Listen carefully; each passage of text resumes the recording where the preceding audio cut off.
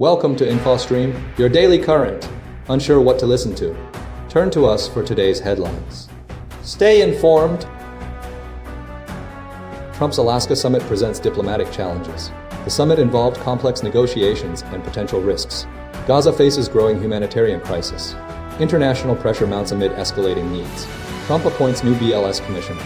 Antoni replaces Erika McEntarfer. Reflecting administration influence, McEntarfer was fired due to disputed jobs data. EU wins trade dispute. U.S. inflation persists despite tariff issues. New York mayoral race sees attacks. Cuomo and Mamdani are targets in the race. Sudan conflict escalates. Regional security concerns are amplified. Aimee Betro involved in UK killing. The case highlights troubling circumstances. Trump and Epstein's relationship under scrutiny. The timeline reveals past missteps. Washington's crime decline debated. The reality versus rhetoric surrounding crime is questioned. European heatwave causes devastation.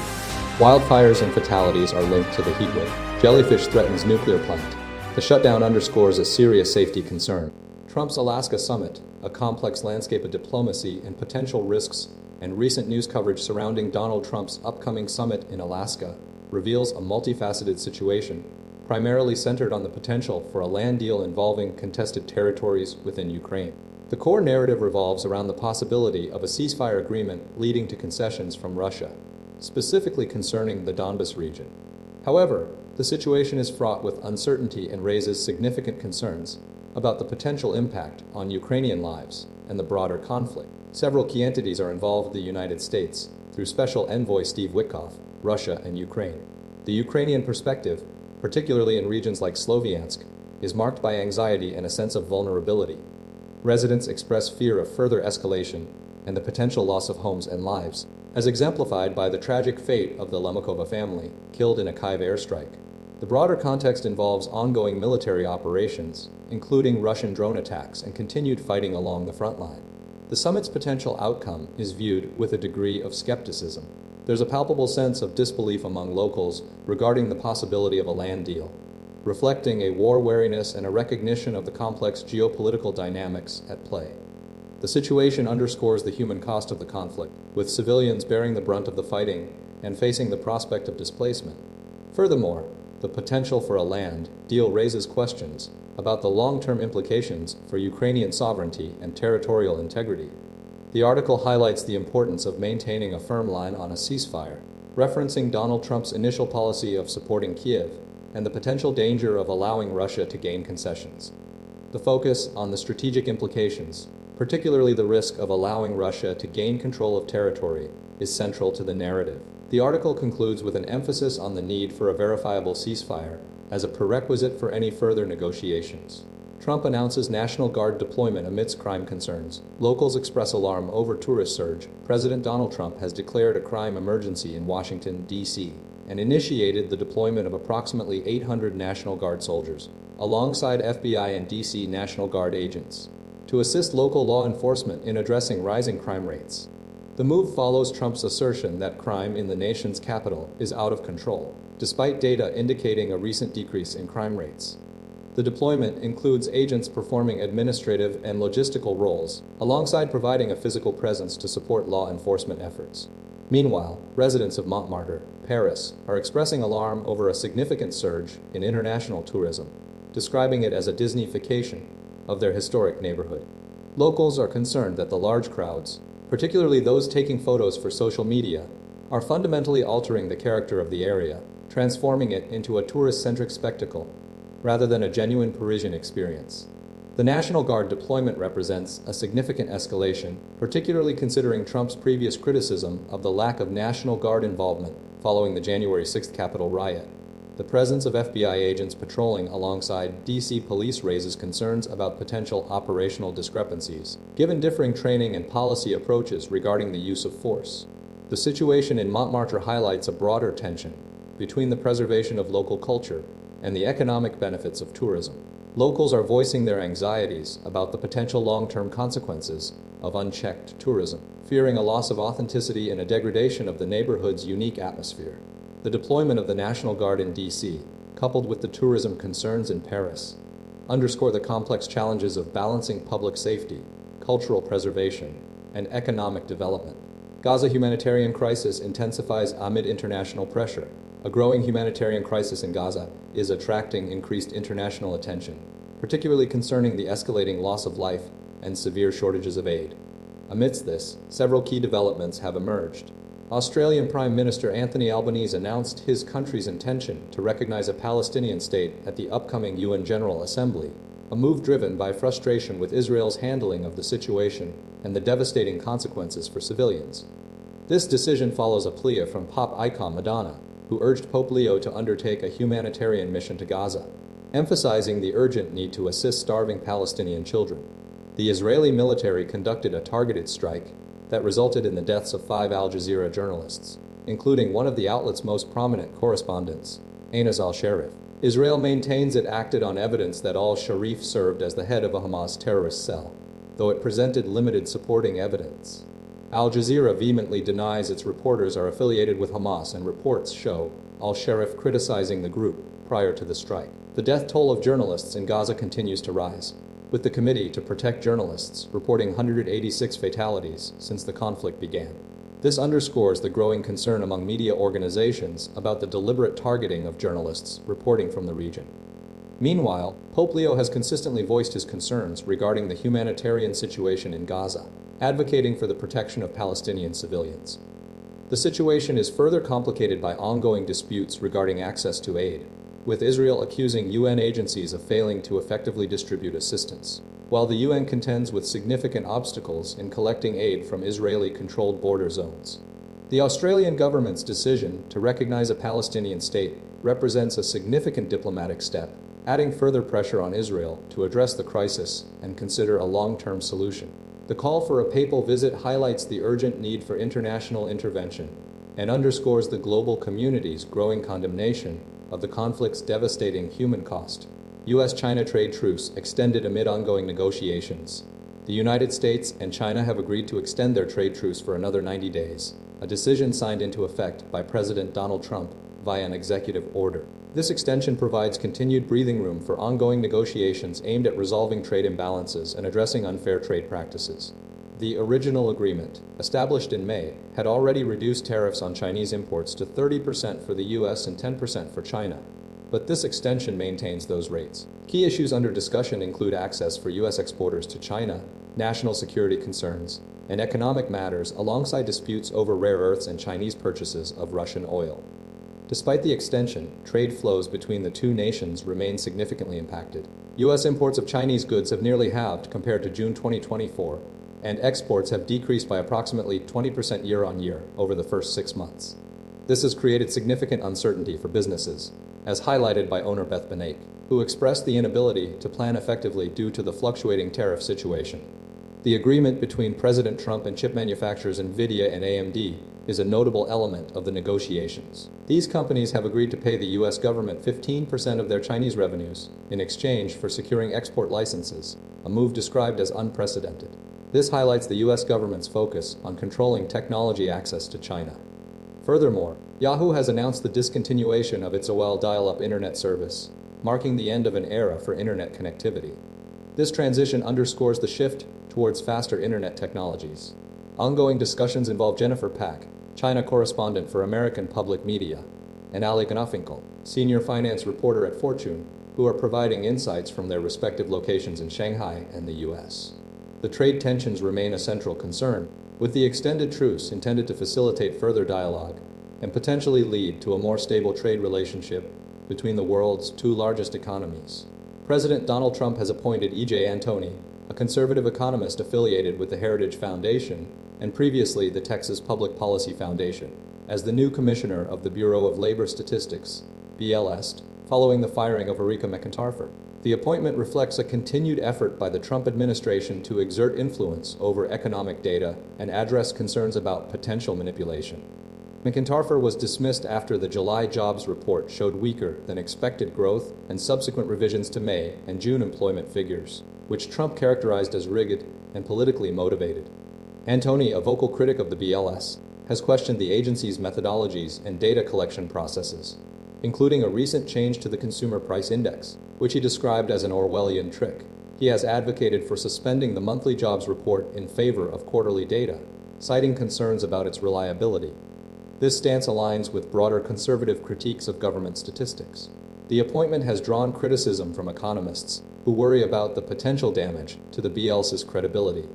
William Beach, a former Trump-nominated commissioner, cautioned that a new commissioner's flawed data could erode public trust in the agency. The BLS is a nonpartisan agency whose data is crucial for informing decisions across various sectors, including Social Security payments, corporate hiring, and government policy.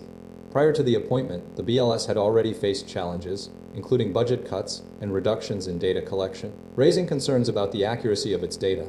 Federal Reserve Chair Jerome Powell emphasized the importance of reliable government data. The agency's revisions to monthly jobs reports have been historically large, particularly since the 2003 methodology change. The situation underscores the ongoing debate surrounding economic data interpretation and the potential for political influence. The confirmation of Antoni's appointment by the Senate is pending. EU likely wins trade war. The European Union's recent trade agreement with the United States, while initially criticized, appears to be positioning the EU as the ultimate beneficiary of the escalating global trade war. Contrary to prevailing sentiment, the EU is projected to experience less economic impact and potentially gain a competitive advantage compared to the United States.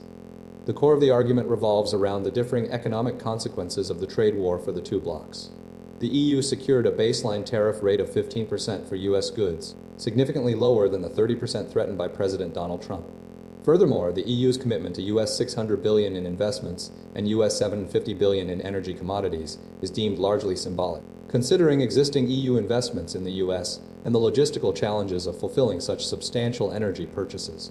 Economic models predict a greater economic strain on the U.S. due to the tariffs, forecasting a 1 percentage point increase in U.S. inflation and a 0.4 percentage point decline in U.S. GDP growth over the next year. Conversely, the EU's economic impact is expected to be minimal, with projected increases of 0.2–0.3 percentage points in inflation and GDP growth. Crucially, the trade war is reshaping global supply chains.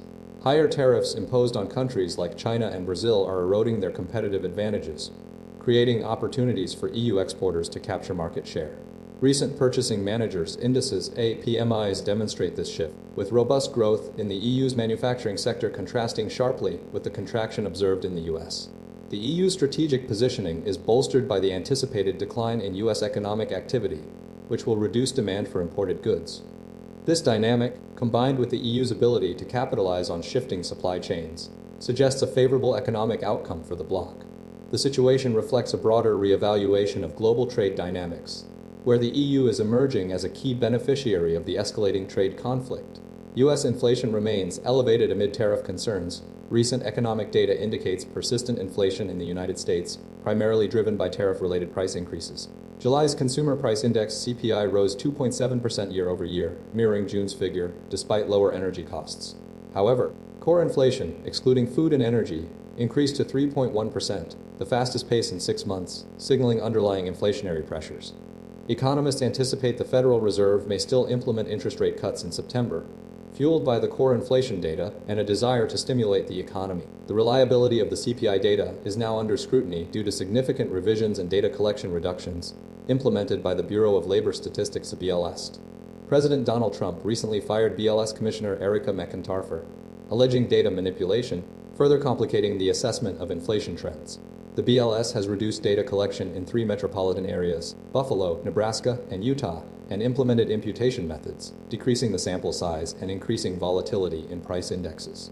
These changes, amounting to a 15% wholesale reduction in collections across the remaining coverage areas, could introduce a 1/10 of a percentage point variation in the annual inflation reading. The BLS's data reductions are raising concerns about the accuracy and stability of the CPI, particularly in the short term. Analysts predict the July CPI will likely show a continued impact of tariffs on consumer goods, alongside falling gas prices and subdued consumer demand.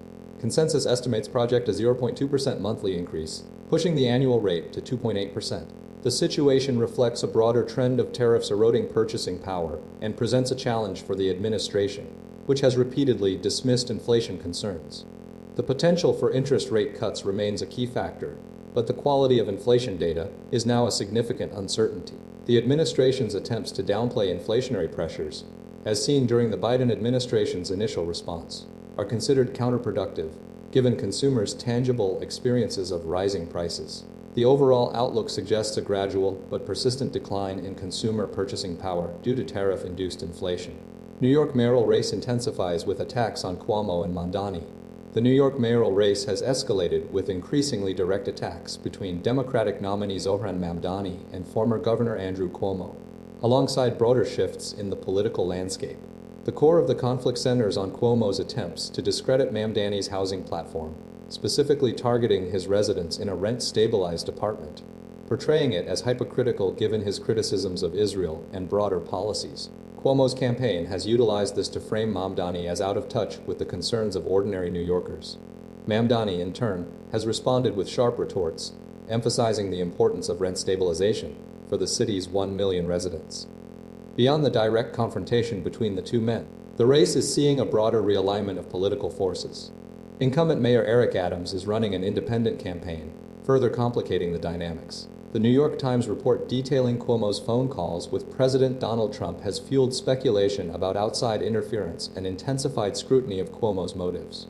The mayoral race is also marked by a significant shift in political alignment. Jerry Nadler, a U.S. representative, has joined forces with Mamdani, solidifying support and amplifying the message of opposition to Cuomo's policies. Brad Lander, a former NYC councilmember who endorsed Mamdani, has continued to defend the candidate's housing platform, dismissing Cuomo's criticisms as desperate attacks. While the tension surrounding the race extends to Israel criticism, with Cuomo leveraging this to undermine Mamdani's progressive stance. The race is characterized by a strategic effort to frame Mamdani as an outsider, despite his established political presence. The New York Times report has become a central element of the campaign, driving further attacks and shaping public perception. The mayoral race highlights a broader political realignment in New York City, with established figures and new contenders vying for influence. The conflict between Mamdani and Cuomo underscores the complexities of the city's political landscape and the strategies employed to gain an advantage. Council budget shortfalls and governance concerns dominate local news. A series of local news reports highlight significant financial challenges and governance concerns across several London boroughs and the wider UK. Cornwall Council has scrapped plans for homeless pods intended for young adults, citing a failure in early engagement and a need for greater stability. The project, budgeted at $0.2 million, aimed to provide temporary housing for 18 to 25-year-olds facing homelessness. Meanwhile, Blackburn with Darwin Council faces a potential budget gap of a $7.8 million, primarily driven by overspending in its children, young people, and education sector. This follows a surplus of $4.4 million from the previous financial year, prompting urgent discussions on balancing the budget. Elsewhere, the governance of Notting Hill Carnival is under scrutiny. Greater London Authority, GLAD leader Susan Hall, has called for City Hall to take over the organization, citing safety concerns, crowd density, and the need for a more structured approach. Hall's proposal follows previous concerns raised by Mayor Sadiq Khan regarding potential Hillsborough-type events. She suggests implementing ticketing systems and considering alternative locations such as Hyde Park. The GLA has committed additional funding to enhance safety measures for this year's event. The Metropolitan Police have also expressed concerns about crowd management, with Assistant Commissioner Matt Twist highlighting the risks associated with high population density. The Notting Hill Carnival organizers, Notting Hill Carnival Ltd, CNHCL, acknowledge these issues and have implemented changes, inviting Hall to observe the event's operation. These developments underscore the complexities of managing large-scale events, while ensuring public safety and highlighting the ongoing financial pressures faced by local councils. The situation reflects broader debates about resource allocation, governance structures, and the responsibility of local authorities to address complex social challenges. Sudan conflict intensifies alongside regional security concerns. Multiple conflicts continue to escalate across Sudan and neighboring regions. The ongoing civil war in Sudan, sparked in April 2023 between the Army and the Rapid Support Forces (RSF), has resulted in devastating humanitarian consequences. Recent reports detail a horrific attack on an Abu Shuk displacement camp near El Fasher, where 40 people were killed, highlighting the continued violence and the desperate conditions faced by displaced populations. The RSF, accused of genocide and ethnic cleansing, is believed to be deliberately targeting Zagawa civilians within the camp, furthering the already immense suffering. Satellite imagery confirms the attack's origin with the northwest neighborhoods of the camp. Simultaneously, Malaysia is taking proactive measures to curb illegal activities along its border with Thailand.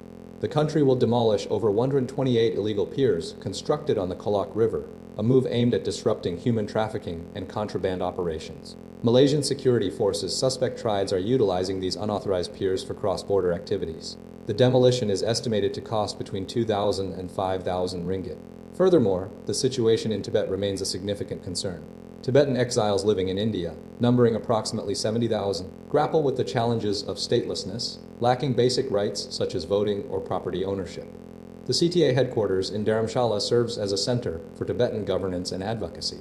Many Tibetans are seeking opportunities abroad, leveraging Indian passports to secure visas and potentially visit their families in Tibet, while others are motivated by economic factors. The ongoing conflict in Sudan, coupled with the broader regional instability, underscores the urgent need for international intervention and humanitarian assistance. The situation highlights the complex interplay of ethnic conflict, political instability, and human rights concerns across multiple nations.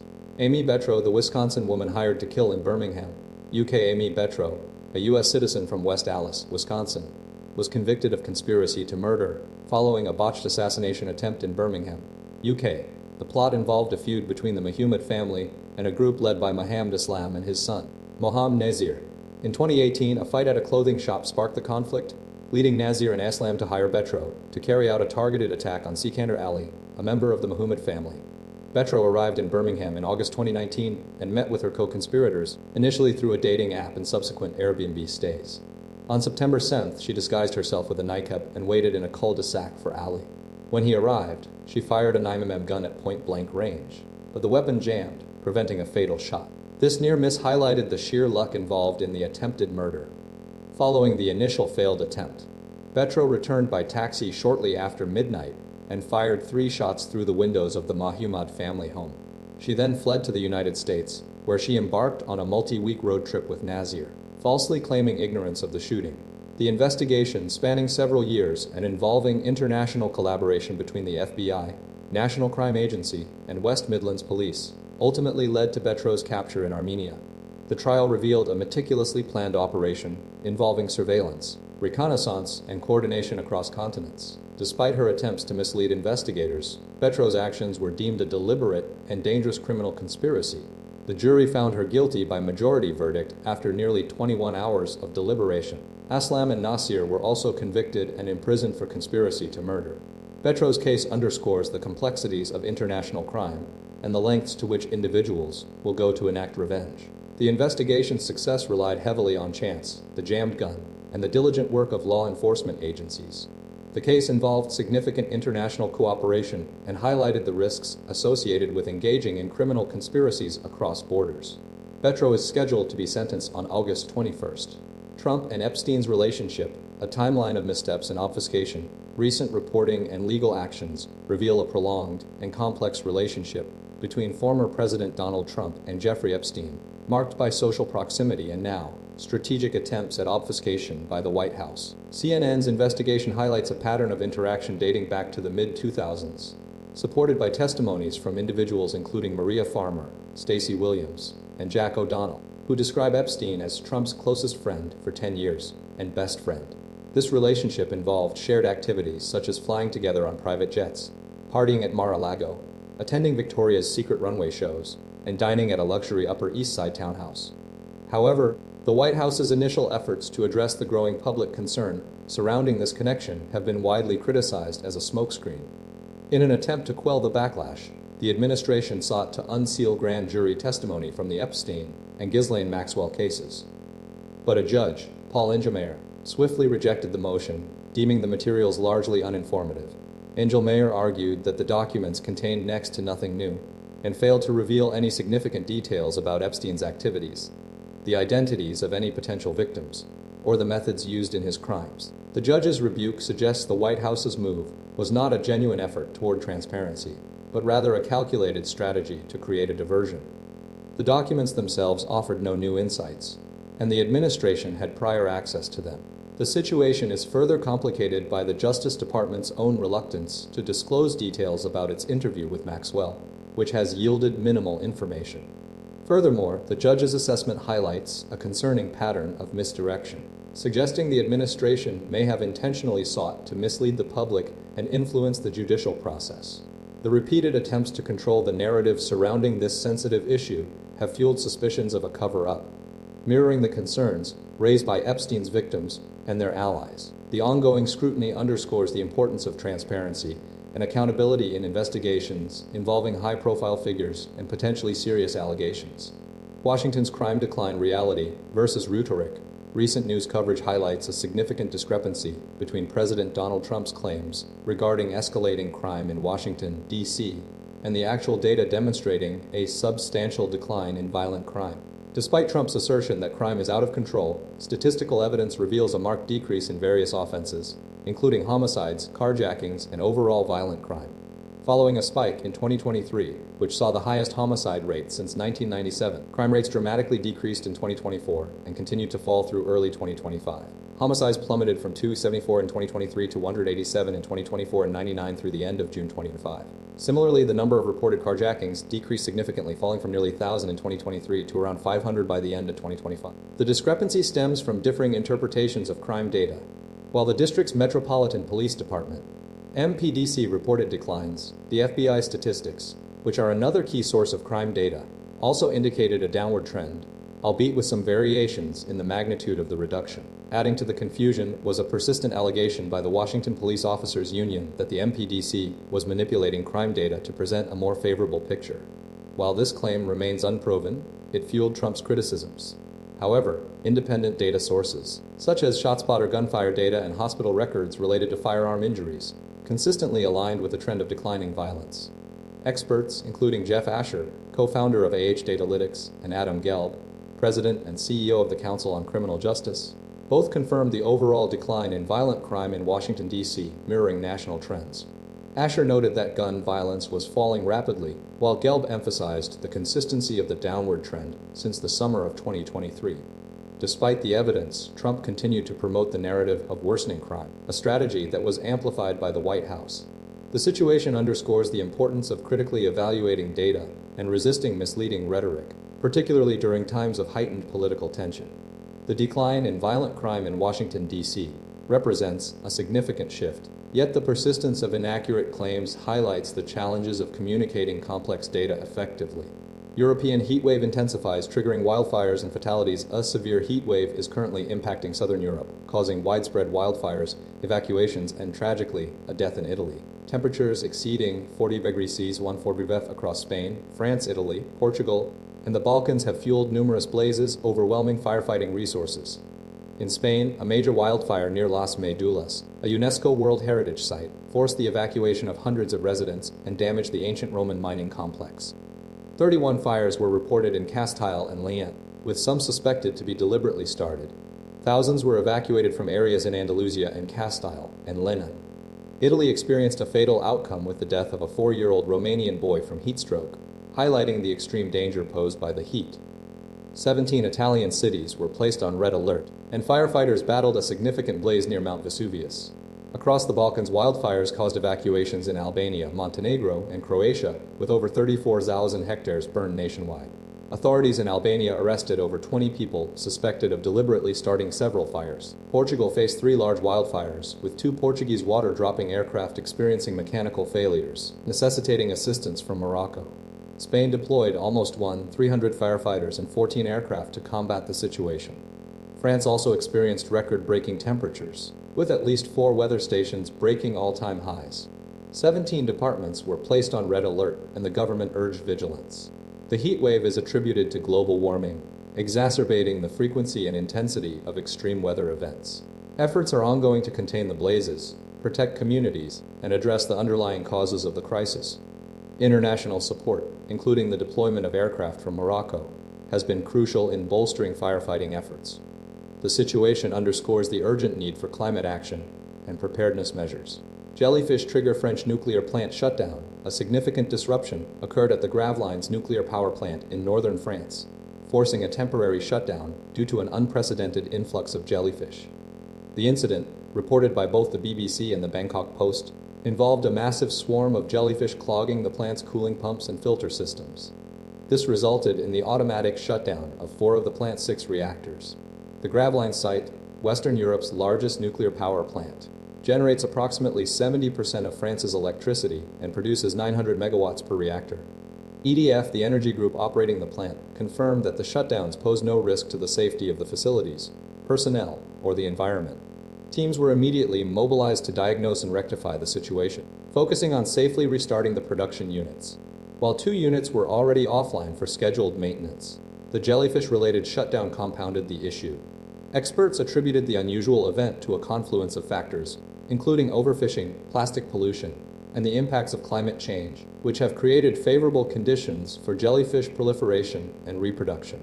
The incident highlighted the vulnerability of nuclear facilities to marine life intrusions, particularly those with gelatinous bodies, which enabled the jellyfish to bypass initial filtration systems and enter secondary drum systems. EDF stated that this was a rare occurrence, with the last significant impact on its operations dating back to the 1990s. However, similar incidents have been documented elsewhere, most notably a 3-day closure in Sweden in 2013 and a 1999 incident in Japan. The plant operators anticipate restarting the units by Thursday following thorough inspections and safety protocols. Despite the disruption, EDF assured the public that there is no risk of a power shortage, with alternative energy sources, including solar power, contributing to the energy supply. The Graveline site is also slated to receive 2 next-generation reactors by 2040, each with a capacity of 600 megawatts.